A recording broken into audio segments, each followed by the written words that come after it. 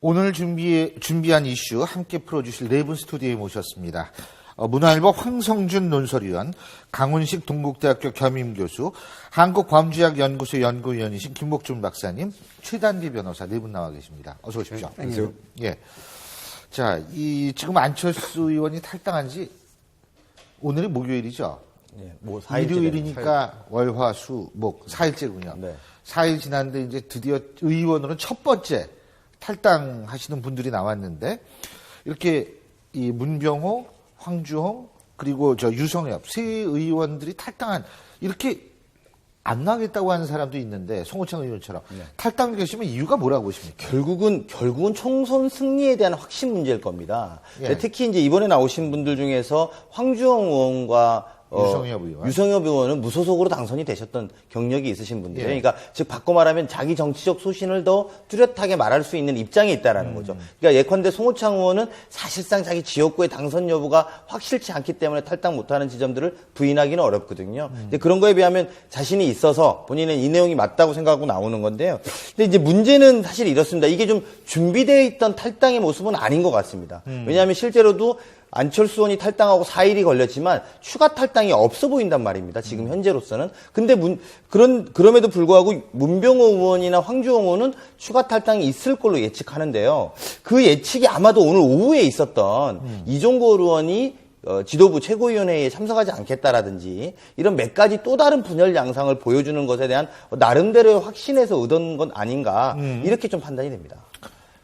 교섭단체 구성하겠다. 지금 아직도 이제 문병호 의원은 그렇게 얘기를 하는데, 이게 근데 지금 추가 탈당이 없어 보인다고 말씀하셨는데, 네. 너무 싹을 자르시는 거 아니에요?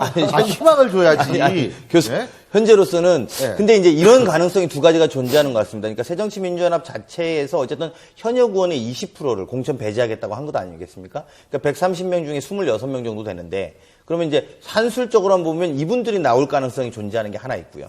그러니까 내가 공천을 거기서 못 받은 여기 와서 받겠다. 근데 이럴 경우에 안철수 의원의 신당이 너무 늦었죠. 그렇죠. 안철수 의원의 신당의 부분이 그러면 이삭죽기로 되느냐? 이런 또 비판의 지점들이 있는 거거든요. 근데 그것 말고 현재 근데 또 재밌는 건 요즘에 여의도에서 소위 현역 의원 평가보고서라는 괴문서가 돌아다니기 시작하고 그래요? 있는 거죠. 그러니까 그렇다면 항상 나오지 않아요? 매번 그렇게 나오죠. 매번 나오죠. 네, 나오면 이제 네. 나는 해당 사항이 아니겠다. 이런 의원들부터 균열이 나는데 그런 균열이 있는 거에 비하면 현재 추가 탈당이 많은 건 분명히 아니거든요. 3명밖에 없기 때문에 물론 조금 더 여론의 추이를 봐야 되는데 여론 추이가라는 것은 최근에 1년의 여론조사에서 보면 안철수 신당이 어쨌든 15% 이상씩 좀 나오고 있거든요. 그러니까 그거는 물론 안철수 의원의 새 정치를 알아서라고 하기보다는 양당이 싫다라는 의견들이 아마 높을 걸로 보여지는데 그런 부분에 있어서 그런 것들이 좀 더 유지되고 또 거기에 호응된다라고 한다면 그러면 추가 탈당이 있을지 모르겠지만 현재로서는 당 주변에서 흐름이 있는 건 아직 없어 보입니다. 저도 추가 탈당이 그렇게 아주 많지는 않을 걸로 보는데요. 물론 이제 탈당하신 분들은 좀 큰 소리를 치고 새를 모으기 위해서 희망적인 사항을 얘기하겠죠. 근데 이제 이런 기류들이 있는 것 같습니다.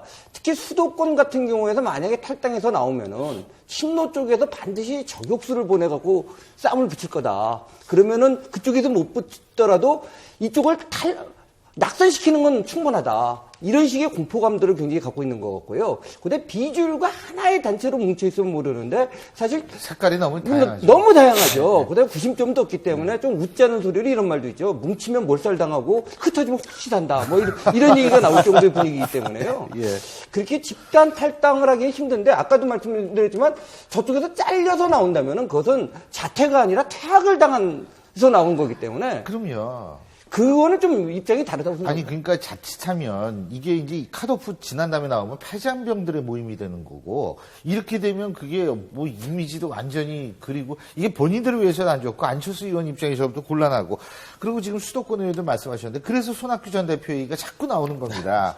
근데 손학규 전 대표가 지금 움직일 이유가 있을까요? 어떻게 보세요? 저는 이게 지금 손학규 전 대표뿐만 아니라 유승민 의원도 거론을 하셨는데 문병호 의원께서 사실 그냥 이제 일방적인 러브콜 아니냐 이게 지금 나왔는데 좀 어떤 파장을 일으켜야 된다라는 입장에서 보면 다급하고 그래서 막 이렇게 요청들을 하지만 지금 손학규 전 대표나 유승민 의원이나 그럴 리 만무하다고 판단됩니다. 문재인 대표는 지금 근데 지금 나가는 사람도 없고 그죠? 거기다가 온라인으로 당원 시청 받으니까 뭐 10,000명 몰렸다, 뭐 그래 10,000번째 당원하고 점심 먹겠다 이러고 지금 나오고 있고 그러니까 참 비주류 입장에서 볼 때는 어쩔 줄을 몰라하기는 몰랄 것 같아요. 그렇죠. 그러니까 어떻게 보면 이게 좀 더 시간이 지나봐야 정확하게 판단됩니다만 안철수 의원의 측근들이라고 하는 분이 2,000명이 탈당을 오늘 했는데요. 거기에 반면에 온라인 입당은 2만 명이 넘었다는 것 아니겠습니까? 하루 동안에. 이런 것들을 가지고 더 가속화할 가능성이 있습니다. 근데 문제는 이게 이제 가속이 된 다음의 문제죠. 그렇게 해서 어느 정도 지점이 되면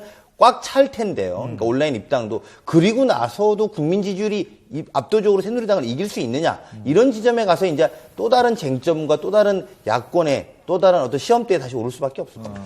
뭐 그 2만 명 모았다는 것이요. 과연 그 순수한 뭐 다 순수하지만 일반 시민들이 갑자기 동참한 건지 아니면은 원에 있던 친노가 다시 결집한 건지에 대해서 볼 때 이 후자일 가능성이 많다는 분석이 더 많거든요. 그럴 경우에는 이제 비주류는 더 이건 경악스러운 일이죠. 나중에 이제 공천 문제라든지 경선 문제로 왔을 때 이게 온라인 투표라든지 이런 것이 도입될 경우에 정말로 이제 친노한테 휘둘릴 가능성이 많아지는 거죠. 근데 뭐, 어쨌든 오늘 문재인 대표의 또 최측근 중에 한 분이시죠. 최재성 의원이 불출마 선언했는데요. 먼저 관련 발언 직접 들어보시죠. 우리의 구성을 바꾸고 체질을 바꾸고 새로운 인재를 영입하는 그 혁신의 길은 글자 그대로 가죽을 벗겨내고 새살을 돋게 하는 고통의 과정입니다.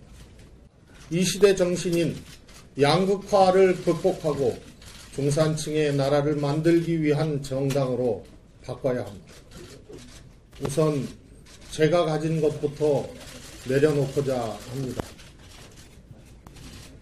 저는 20대 국회의원 총선거에 출마하지 않겠습니다.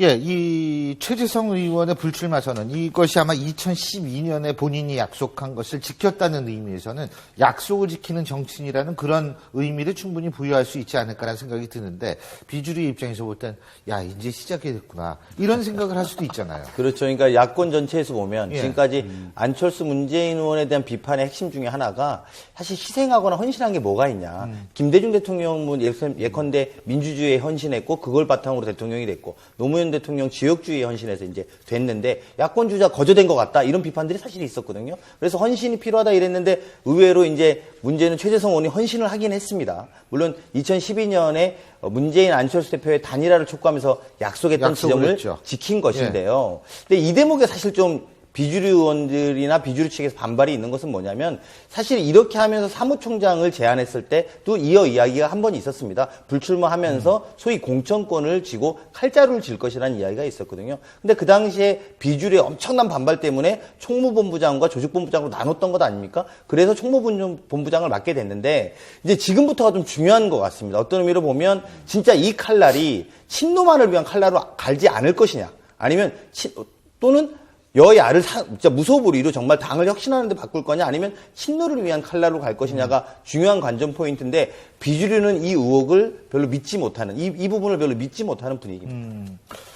예. 저는 이제 또 한 가지 주목하는 거는요, 그저께인가요, 그 원내 소장파 의원들, 그러니까 그 과거에 그 안철수 의원의 아주 측근이었던, 금태섭 변호사라든지, 그다음에 이철희 전략연구소 소장이라는 이런 분들이 모여갖고 성명을 낸 걸 보면은 문재인 대표 사퇴하라는 얘기를 안 하면서도 힘 있는 쪽이 희생돼야 된다. 그러면서 이제 화합을 얘기한 거거든요. 그랬을 때 이거를 좀 받아갖고 아마 친노들이 어떤 걸 하냐면은 세대 교체론을 좀 하면서 이러한 세력을 끌어안으면서 친노만 가는 게 아니라 광범위하게 끌어안고 간다. 이런 모양새를 만들기 위한 하나의 포석이 아닌가라고 생각합니다. 어쨌든요, 이 부분은 좀 더 나중에 분석이 가능하겠지만 지금 정가에선 작잠 이상의, 이 작잠 이상하면 왠지 모르게 굉장히 옛날 얘기 같죠? 예, 작잠 이상의 정치 인생이라는 노래가 지금 퍼지고 있다고 합니다. 이게 100세 인생을 좀 개사를 해가지고 정치 버전으로 바꿨다고 그러는데요. 노래 한번 해보시죠. 아닙니다. 이제 가수 이혜란 씨가 하는 노래인데 최근에 아니, 이제 노래 한번 해보면 자꾸 딴 못 얘기를 간다고 전해라 이렇게 끝나는 겁니다. 아, 괜히 시켰습니다. 예. 말씀하시죠. 아니 이제 가수 이혜란 씨가 이제 무명 생활을 굉장히 오래 하셨는데 이게 사실 아마도 이 노래가 너무 히트를 치면서 내년 총선에서 어느 당이 이 노래를 가져갈까 벌써 쟁점인 부분이 있어요. 왜냐하면 이제 뭐 아시겠지만 따라 부르기 편하고 개사하기 편한 노래들이 선거의 로고송으로 굉장히 많이 쓰이거든요. 그러니까 이 부분이 사실은 굉장히 핫한데 이게 또 아니나 다르게 정치권에서 여러 가지 개사된 형태로 흘러나오고 있습니다. 뭐 가사를 보시면은 내년 2월에 공심위에서 날 낙천하러 오거든 아직 초선이라 아까 말씀드린 리듬으로 못 간다고 전해라 이렇게 하는 그것만 거고. 하시는구나. 맨날 그것만 하시는 앞부분도 할 수는 있는데 딴 것도 해보지. 예. 그래서 이게 이제 사실은 원래는 저 70세에 공심위에서 드리러 오거든 지역구 현안 남아 못 간다고 전해요. 이거는 이제 중진 용태론 얘기하는 거 아니겠어요? 맞습니다. 예. 이게 뭐 가사 중간에 보면 다른 것들은 뭐 대구 초선이 여론몰이로 날 데리러 오거든 말하는 이놈이 물갈이 대상이라고 전해라. 뭐 이런 것도 있고요. 어떻게 보면 TK에 계신 이번에 뭐 그 배신의 정치 진실한 사람을 선택해달라는 대통령 메시지와 맞물려서 그렇게 느낄 만한 것들이 많고 특히 나도 올해 백봉 신사상을 받았다 이거는 뭐 정해져 있거든요. 그렇죠. 누군지가 정해져 있는 분이고 선친상과 문상 않고 날 또 데리러 오거든 화는 나지만 참고 있다 전해라. 이것도 사실 누군지가 그렇죠. 다 보는 분들은 알 수 있는 그런 겁니다. 그리고 이제만 이어서 뭐 대전 동구청장입니다. 또 정종섭이 또 데리러 오던 사선 당선된 날 찾고 있다 전해라. 이런 것들이 다 사실 유승민 의원인데요. 유승민 의원의 그 섭섭한 마음을 이렇게 애둘러서 누군가가 표현한 것 아닌가 이런 생각이 듭니다. 근데요. 네. 이거 만드신 분의 정치적 내공이 대단해요. 이렇게 이걸 짝짝 표현하기가 이게 쉬운 게 아니거든요. 이거 딱 보면, 진짜 내공이 느껴져요. 이거 정치권에 있는 사람이 만들었어요, 제가 볼 때. 네. 대단합니다. 맞습니다. 예. 근데 결국은 이제 이게 친박과 비박 간의 갈등을 이제 얘기한 거 아니겠어요? 그죠? 친박과 비박 간의 공천 룰을 둘러싼 일단 갈등. 그거 어떻게 전개되리라고 보세요? 글쎄요, 지금 저 노래를 들어보면 상당히 이제 그 박근혜 대통령과 그 친박의 좀 야박함이라 할까요? 이걸 구구절절히 이제 표현을 했는데요. 문제는 또 한 가지 그 재밌고 굉장히 풍자적이지만 좀 가치라고 할까? 정책 같은 거는 물론 이제 노래에 담을 수는 없지만 그런 건 안 보이거든요.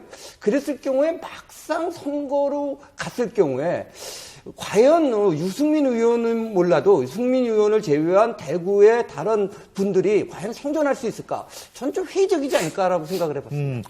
근데 지금 맨 위에 있는 배신했다고 청와대에서 배신했다고가 아니라 아까 초선이기 때문에 못 나간다고 전해라. 이거 보면은요, 이 대구 지역에 초선이 많죠. 네. 그죠? 네, 이제 그분들을 또 상징하는 얘기다 이렇게 볼 수도 있는 것 같은데 어쨌든 뒷부분에 나온 것처럼 대구 초선 여론몰이로 날 데리러 오든 뭐 이런 모드 보면 사실 이제 대구의 초선들 또는 이제 현재에 있는 의원들이죠. 그러니까 새누리당의 현직 의원들 대상으로 한 거라 봐요. 그렇죠. 네. 근데 어쨌든 전 이걸 보면서 뭐라고 생각하냐면 제가 항상 주장하는 거. 왜 정치를 심각하게 토론을 해야 되냐 이거예요. 국민의 입장에서 볼 때. 예? 우리는 그냥 정치하는 사람들 보고 우리한테 유리하게 이용하고 즐기면 되는 건데 이걸 가지고 결단 나는 것처럼 심각하게 상대를 이럴 필요가 없거든요. 정치는 적과 동지를 구분하되 사적인 영역에서 그 상대를 절대로 적으로 생각해서는 안 되는 게 정치인데 좀 그런 측면에서는 제가 볼 때는 아주 위트도 있고 좋았던 것 같습니다.